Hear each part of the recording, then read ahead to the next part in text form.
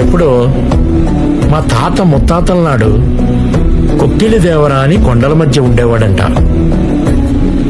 మేకల మందలు దారి తప్పినా, ఎనుముల గుంపులు ఎదురు తిరిగినా, నెత్తురు మరిగిన పులి ఎదురైనా నేనున్నానంటూ కాపు కాసేవాడంట.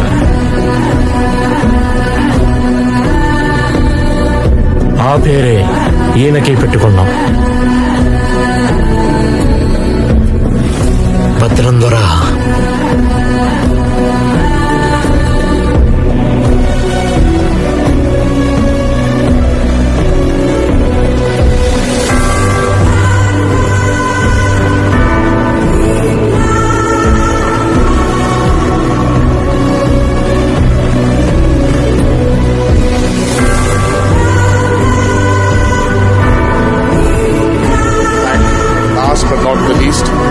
All my fans,